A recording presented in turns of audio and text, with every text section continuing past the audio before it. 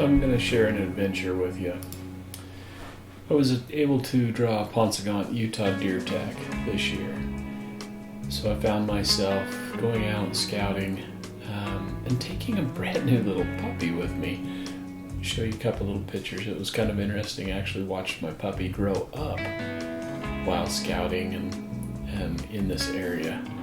So this is little Sammy. She's an Irish setter. So as I went down, started scouting, I started seeing a few deer. Looked like it was going to be a great unit. And then the France Canyon fire started. And I thought, oh my goodness, I've drawn this once in a lifetime tag, and now it's on fire. Watched the fire burn. Watched it burn all over the areas that I had scouted, that I was so excited to hunt. This is kind of a view of the actual burned area. And yeah, everywhere I wanted to hunt. Thought, oh my goodness, it's all going to be burnt. There was quite a few areas that were quite burnt. But what I found was most of the burn was kind of sparse.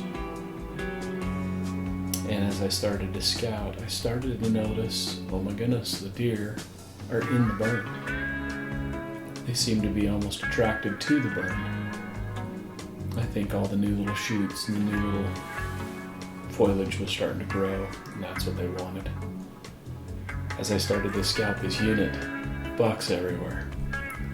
Smaller bucks, 3-4 point bucks all over the place. Even found a bear while I was up there. A lot of the bottoms in the evening just filled with deer, and the views were magnificent. And yet, my little puppy, she just grows and grows.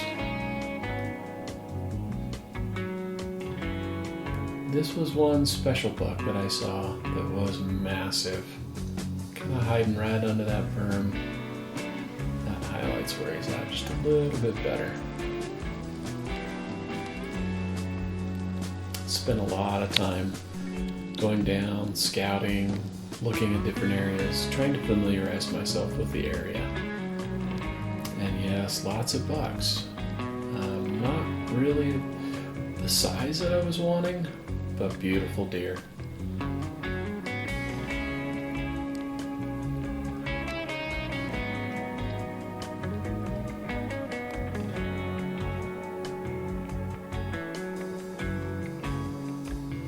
Pretty much everywhere we looked, we just kept running into really nice deer. Nice for any other unit, maybe a bit small for the Paunsaugunt.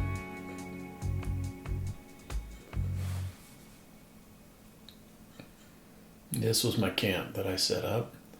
Figured I was going to be there for quite a while. Might as well make it comfortable.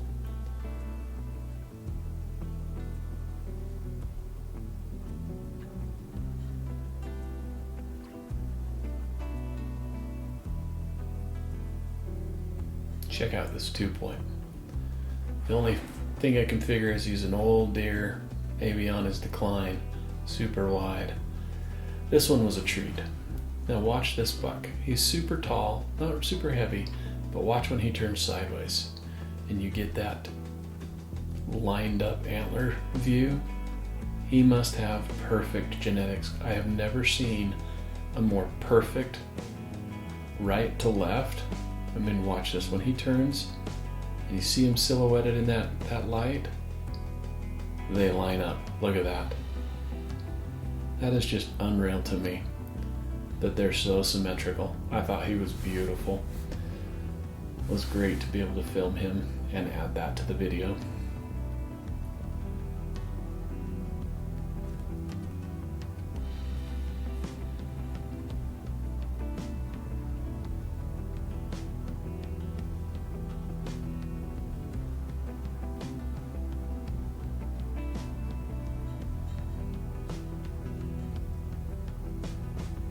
So this is getting to be about 3-4 days into the hunt. On day 4, I was up on top of a ridgeline super high and spotted a great buck. This one right here, this is kind of a cool little shot. These couple little bucks start to fight. I'm getting a little frisky. you get to see them spar just a little bit. But anyway, back to the story. So we're driving across the ridgeline and I spot a great buck. I wish I had video of him. It was kind of like watching him go over this edge, and oh my goodness, this is a buck we're going to go after. So we spot him, go up over the top of the ridgeline, and we make a plan and start our hike. The plan is to sneak to the top of the ridge and hopefully find him. Wind was terrible. In our backs, in our faces, swirling all around. I thought there's no way we're going to find this buck. Sure enough, get to the top of the ridge line, peek over the edge, and there he is. As he's standing there with a 2-point and a 3-point, and then him. And it was amazing. Like, okay, we're going to make this shot. Ended up being 96 yards.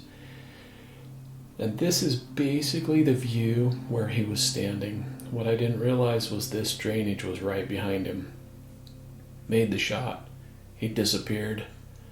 I knew I hit him, and sure enough, he went right down that drainage. This kind of shows the way he must have tumbled.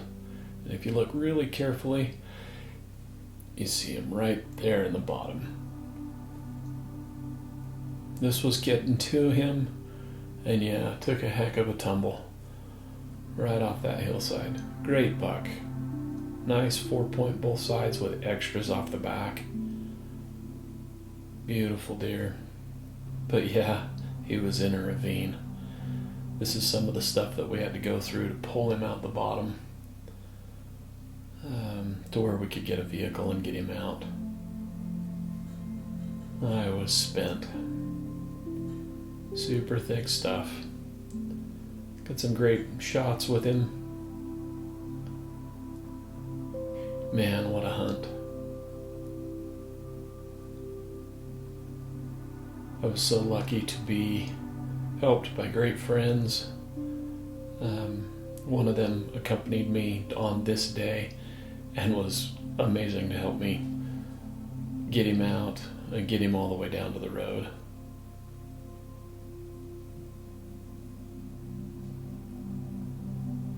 Anyway, hope you enjoyed that. There's a couple little pieces of the video left that I'm going to share. Basically the shot, and then I'm going to share some secrets of the locations. Anyway, hope you enjoy this.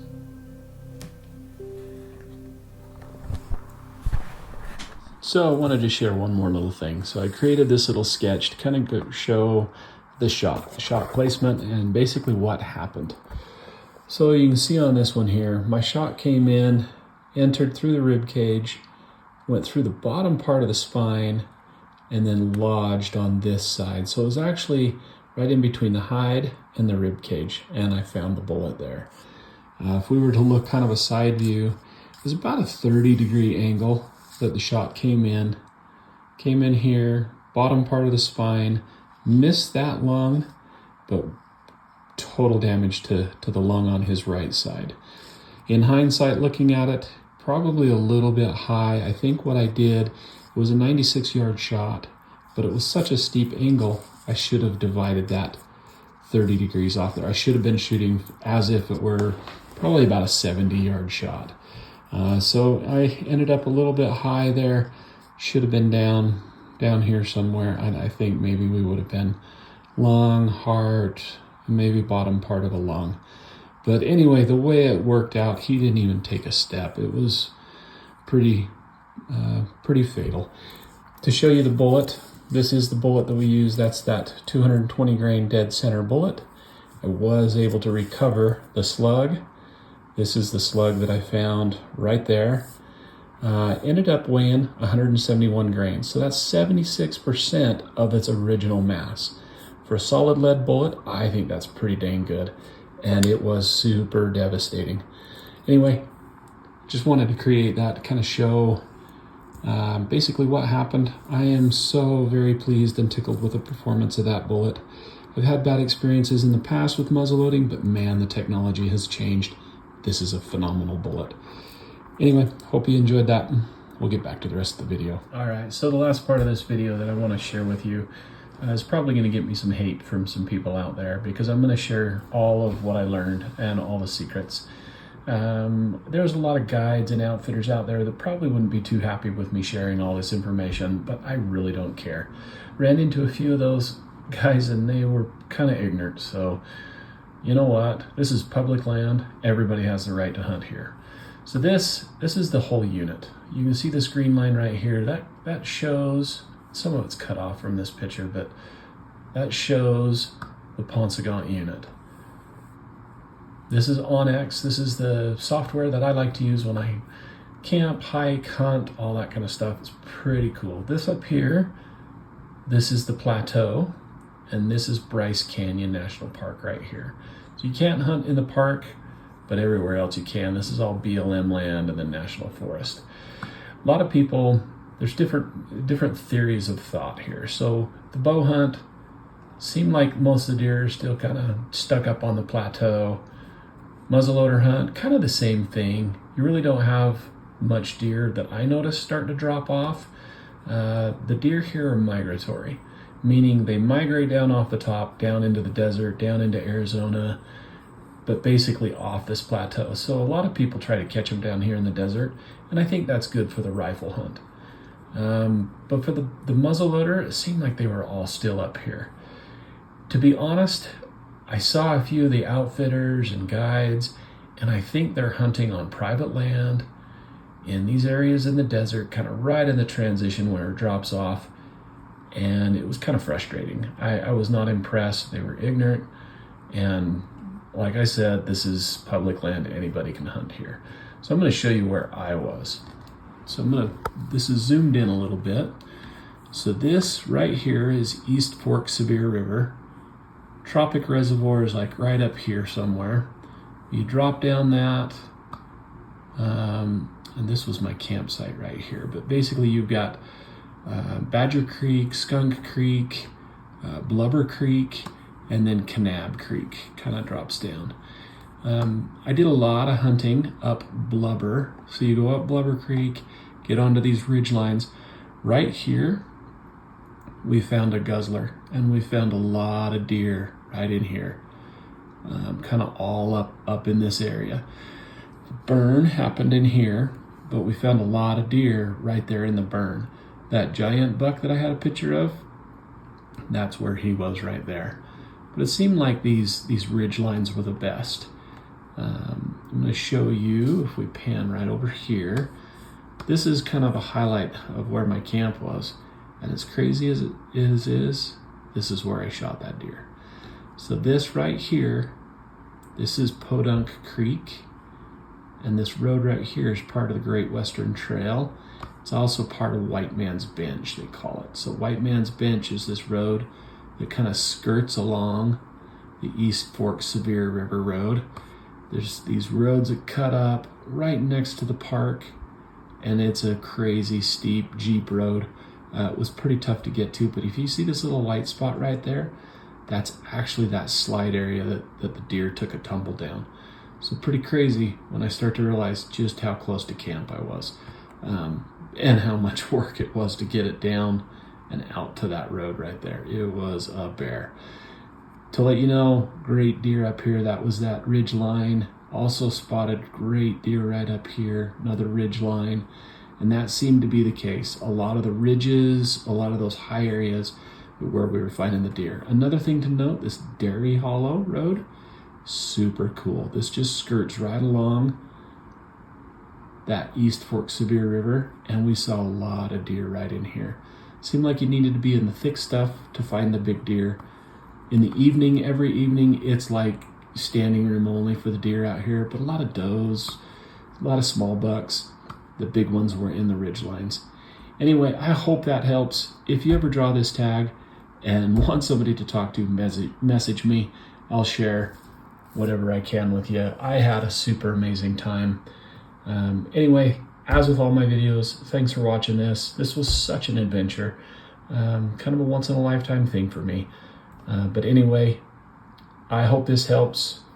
And if you have any questions, drop me a message. And as always, happy trails.